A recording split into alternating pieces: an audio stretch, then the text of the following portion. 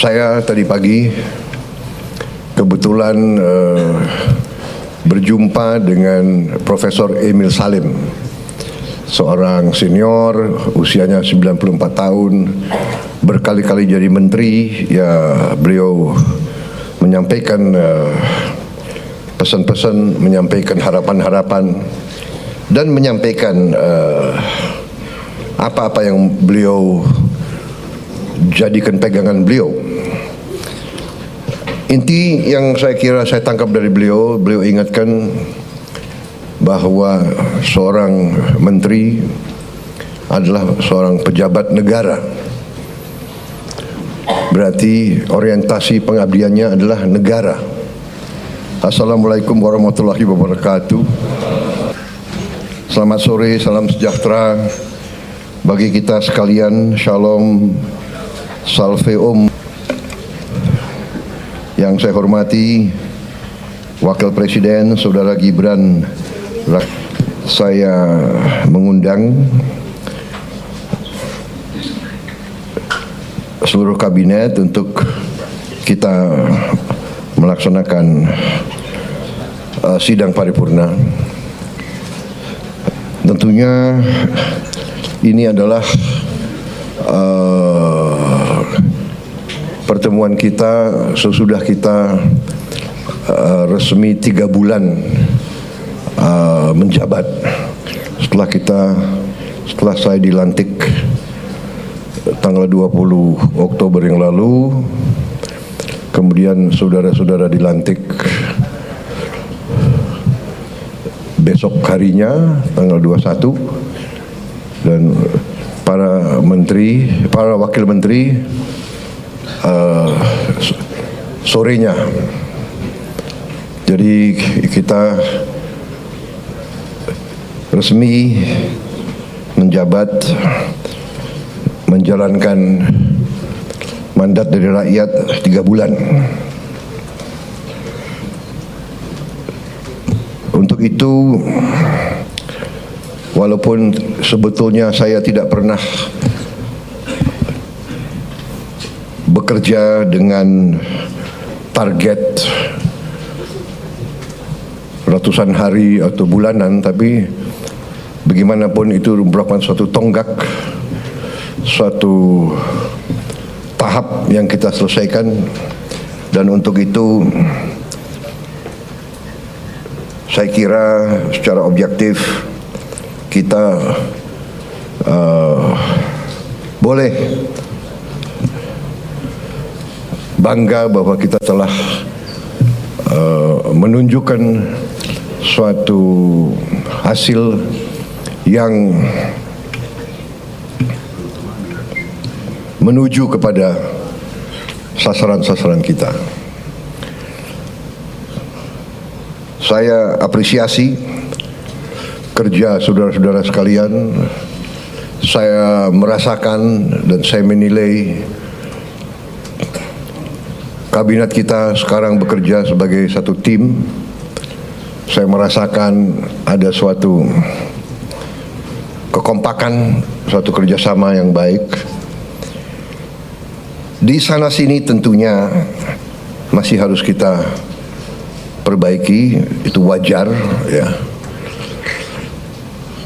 Tetapi yang saya rasakan adalah semua menteri, semua wakil menteri punya keinginan yang sangat keras untuk memberi hasil kepada rakyat. Itu yang saya rasakan. Dan saya ingin mengucapkan terima kasih kepada saudara sekalian. Demikianlah yang diharapkan rakyat kita. Kita berada di trajektori yang benar, ya. Saudara-saudara sekalian,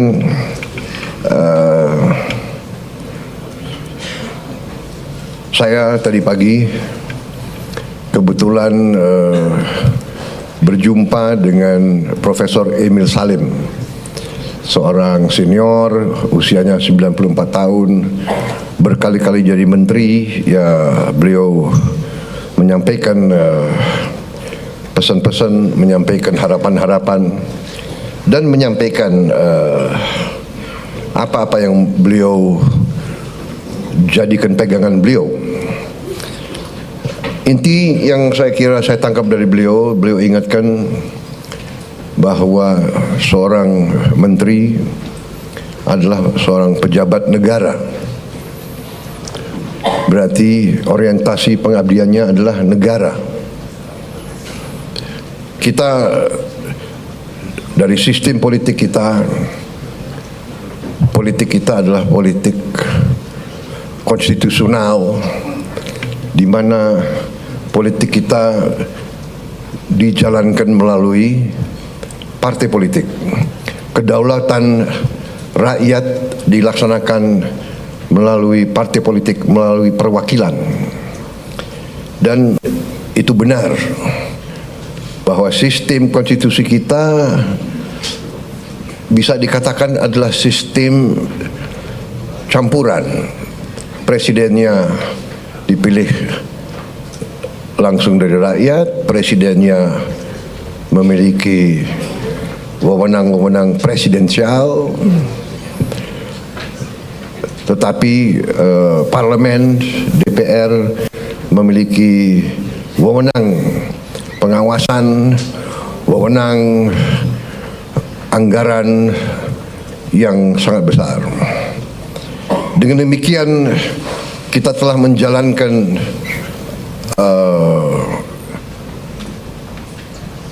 statecraft kita, bernegara kita telah jalankan dengan tahap demi tahap, tahun demi tahun, melalui pengalaman, melalui cobaan, melalui rintangan, tapi tahap demi tahap kita telah maju, telah menyelesaikan masalah-masalah bangsa dan masalah-masalah negara. Dengan demikian, saudara-saudara,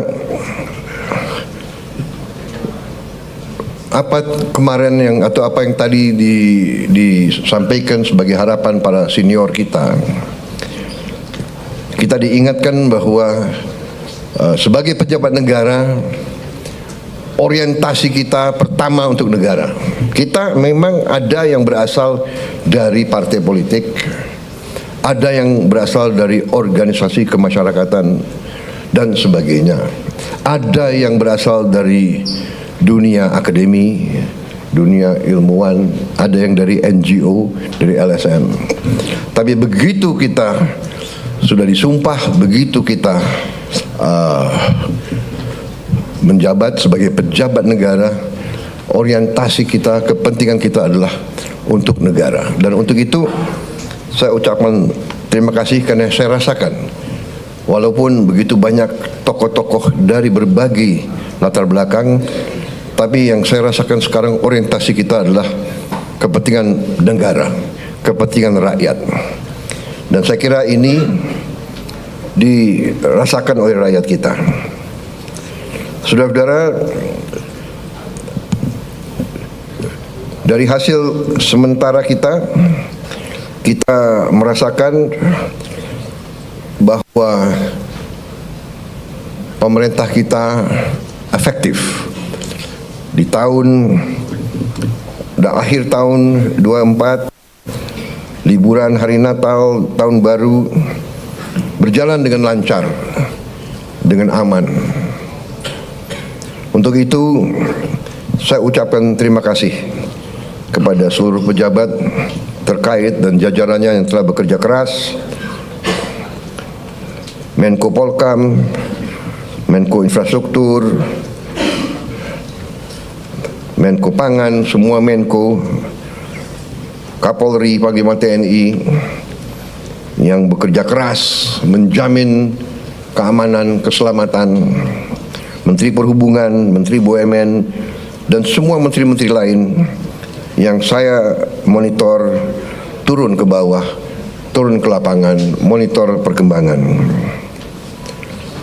Kita juga membuktikan bahwa pemerintah kita efektif, pemerintah kita bisa menjalankan administrasi negara dengan handal. Saudara-saudara, bagaimanapun di bulan-bulan yang kritis tersebut biasanya ditandai oleh banyak kecelakaan lalu lintas, ditandai oleh ketersediaan bahan pangan, bahan-bahan pokok yang penuh dengan fluktuasi harga dan sebagainya. Kali ini kita berhasil untuk menjalankan suatu keadaan yang stabil, penuh ketenangan, penuh kesejukan. Di tengah banyak dunia dilanda konflik, ketegangan, krisis, bahkan perang, kita mampu menjaga kesejukan, ketenangan, perdamaian di negara kita. Saudara-saudara sekalian, saya juga terima kasih dalam 3 bulan kita telah memberi bukti kepada rakyat kebijakan-kebijakan kita adalah kebijakan-kebijakan yang berpihak kepada rakyat, berpihak kepada kepentingan negara. Yang pertama tentunya saya menyampaikan apresiasi kepada Menteri Keuangan dengan semua timnya yang telah menyusun APBN dengan baik, dengan cermat, kerja keras, karena saya terus-menerus monitor, saya terus-menerus menuntut penghematan, efisiensi. Saya menuntut keberanian memotong hal-hal yang tidak esensial. Saya tegaskan bahwa kriteria anggaran yang akan kita laksanakan, kriteria pertama adalah harus bisa menciptakan lapangan kerja. Sudah saya katakan berkali-kali. Kedua, harus meningkatkan produktivitas. Produktivitas ini harus bisa diukur dengan kuantifikasi.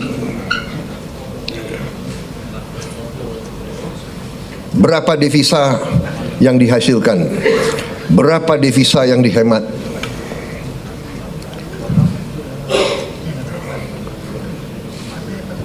Kemudian kriteria selanjutnya adalah harus mengarah kepada swasembada pangan dan swasembada energi.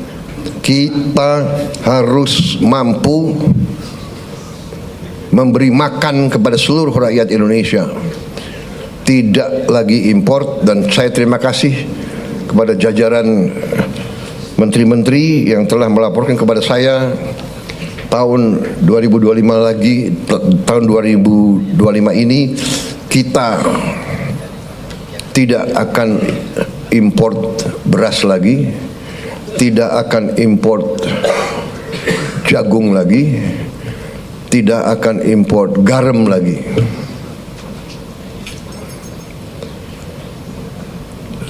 Artinya target yang saya berikan kepada kabinet bahwa Indonesia kita harus swasembada pangan dalam waktu 4 tahun. Alhamdulillah target itu bisa kita capai akhir 2025, paling lambat awal 2026.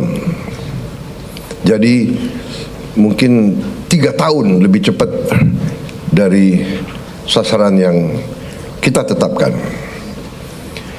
Artinya bahwa dengan niat baik, dengan kerja keras, ya, dengan orientasi kepada negara dan bangsa, kebijakan yang masuk akal akan membuahkan hasil yang cepat. Ini harus kita yakini. Kemudian kriteria selanjutnya adalah harus bisa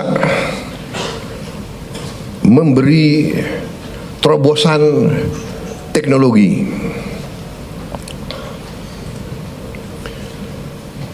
Dari prioritas kita itu, satu tadi bahwa harus menciptakan lapangan kerja, tingkatkan produktivitas, swasembada pangan, swasembada energi. Dengan swasembada pangan dan swasembada energi kita aman. Kita tidak boleh bergantung kepada sumber di luar negeri. Sudah berkali-kali saya tekankan itu. Dalam krisis dunia tidak ada negara yang akan mengizinkan pangan keluar dari negaranya. Ini sudah hukum sejarah. Dan kriteria selanjutnya harus bisa menghasilkan terobosan teknologi.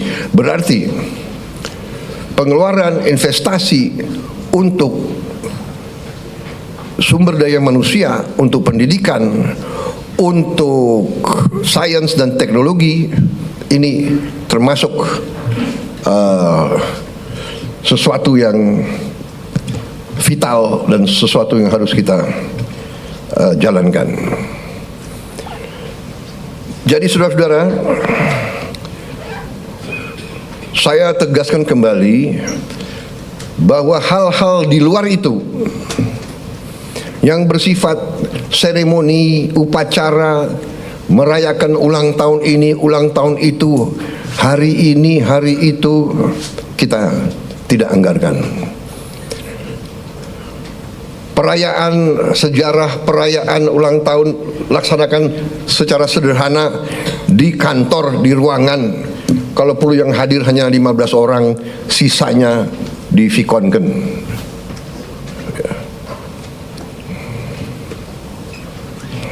Perjalanan dinas dikurangi. Saya potong setengah. Dengan setengah kita bisa menghemat 20 triliun lebih. Kalau kita hitung 20 triliun, berapa puluh ribu sekolah, gedung sekolah bisa kita perbaiki.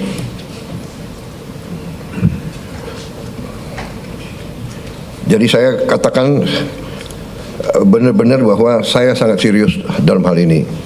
Saya minta loyalitas semua menteri, semua kepala badan untuk patuh dalam hal ini, ya. Dan saya terima kasih kepada tim keuangan yang telah menjalankan penyisiran, kajian terhadap anggaran sampai serinci-rincinya. Kalau tidak salah, mungkin sampai satuan ke-9 kalau tidak salah. Mungkin pertama kali dalam sejarah, ya, Presiden Republik Indonesia mengecek sampai satuan ke-9. Jadi saudara-saudara pun mungkin tidak tahu anggaran-anggaran tersebut, ya. Karena kita sudah lama jadi orang Indonesia. Jadi, tapi ini saya kira sesuatu yang membanggakan. Dengan demikian kita bisa bekerja dengan sangat cepat. Saudara-saudara, program makan bergizi kita berjalan. Alhamdulillah, kita telah luncurkan tanggal 6 Januari yang lalu. Sampai sekarang berhasil melayani 650.000 anak-anak kita di 31 provinsi. Ini berkat kerja keras banyak pihak, ya, Kepala Badan Gizi, jajarannya, Mendagri, Menteri Pendidikan Dasar dan Menengah, Menteri Bappenas, Menteri Desa, Menteri BUMN, Menteri Kesehatan, Panglima TNI, Kapolri, para kepala sekolah, para gubernur, bupati, tentunya Menteri Keuangan.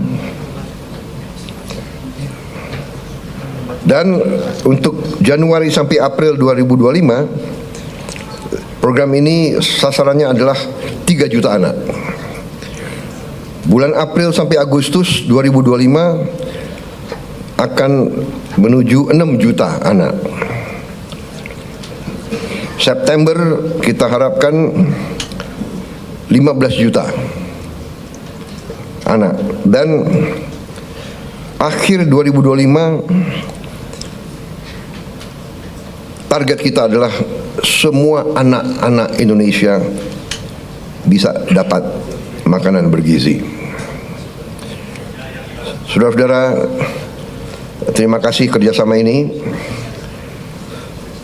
Seluruh kementerian lembaga ikut mengamankan dan menyukseskan program ini.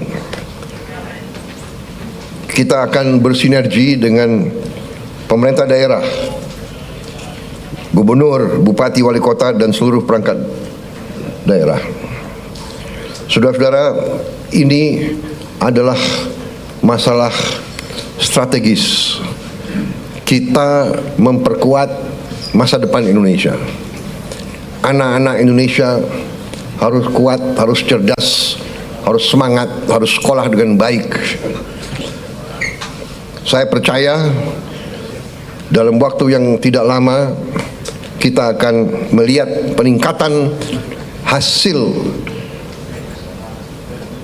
kemampuan akademis anak-anak kita. Saya juga bertekad untuk melakukan langkah-langkah intervensi kepada semua sekolah di Indonesia. Sekolah dasar, sekolah menengah, SMP, SMA, semua sekolah yang dibina oleh pesantren dengan teknologi. Kita akan masuk ke semua sekolah dengan teknologi. Kita ingin mempercepat penyampaian pelajaran untuk semua sekolah kita.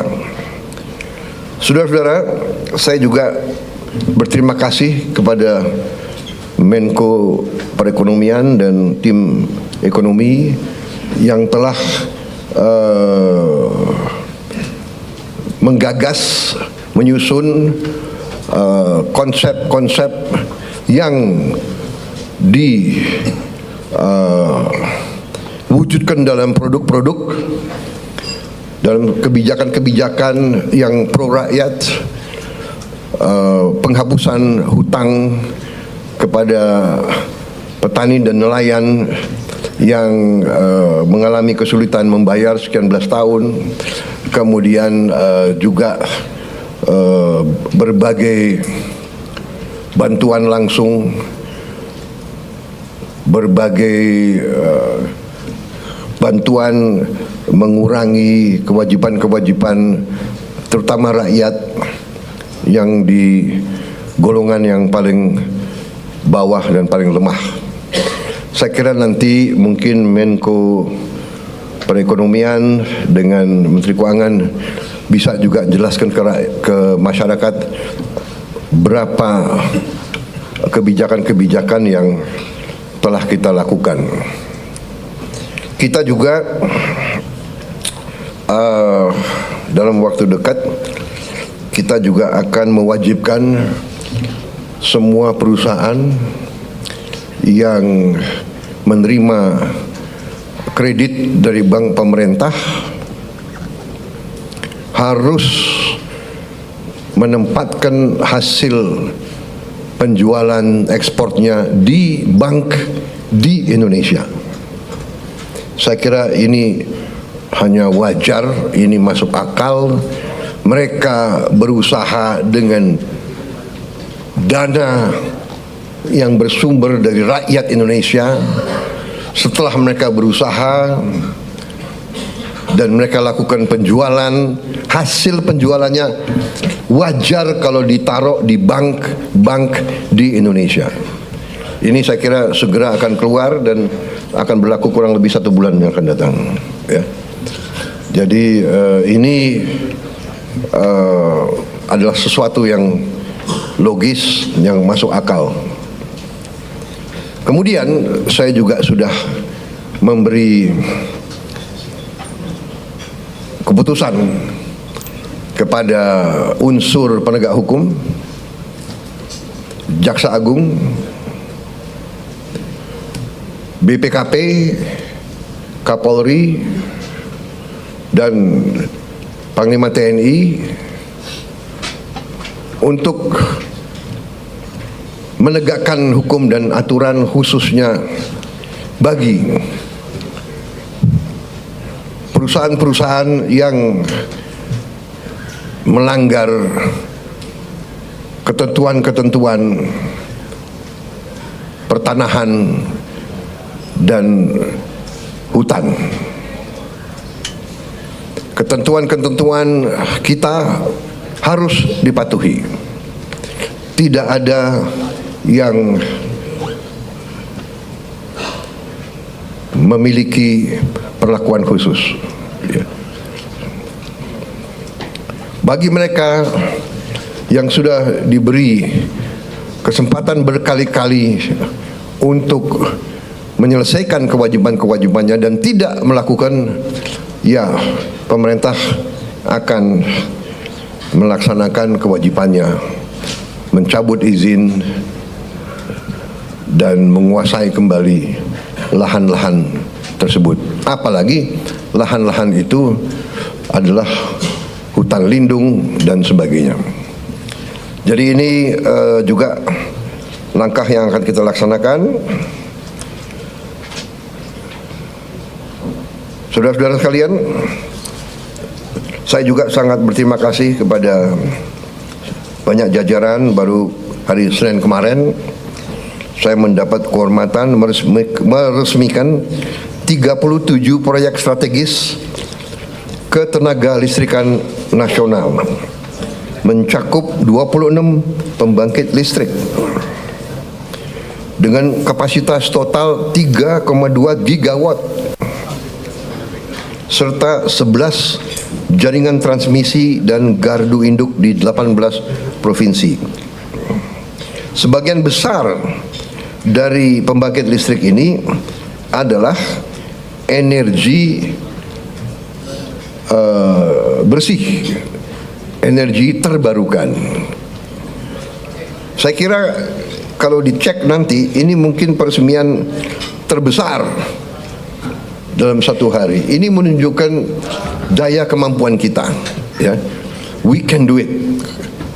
Dan ini saya harus sampaikan bahwa ini hasil kerja keras pemerintah-pemerintah sebelum pemerintah kita. Jadi marilah kita selalu menghormati semua pihak, semua yang telah bekerja keras, pendahulu-pendahulu kita. Kita sampai di sini bukan seketika. Kita sampai di sini karena perjalanan jauh. Pembangunan suatu bangsa bukan pembangunan 1 tahun, 5 tahun, 10 tahun. Pembangunan suatu bangsa adalah puluhan tahun. Apa yang dirintis Bung Karno, kita nikmati sekarang. Apa yang diteruskan oleh Pak Harto, kita teruskan, kita nikmati sekarang. Demikian presiden demi presiden, Pak Habibie, Gus Dur, Ibu Mega, Pak Jokowi, ini terus. Jadi contohnya saya baru 3 bulan menjabat, saya sudah resmikan proyek yang dilaksanakan mulai 2015, bayangkan. Jadi inilah yang saya minta menjadi alur bernegara kita. Kita ini melanjutkan suatu long march, perjalanan jauh, estafet demi estafet kita terima. Baru nanti kita akan mencapai cita-cita kita. Saya sangat optimis bahwa kita akan sampai ke situ. Saudara-saudara, sementara itu yang saya sampaikan, teman-teman media saya kira cukup banyak bahan ya. Sekarang akan saya sampaikan hal-hal yang belum perlu Anda dengar. Kan begitu kan? Saya kira media ini masih muda-muda ya. Jadi ada hal-hal yang kalau orang tua bicara yang muda-muda yang muda-muda, anak-anak biasanya tunggu di luar. Kan begitu kan? Ya. Terima kasih sementara. Ya.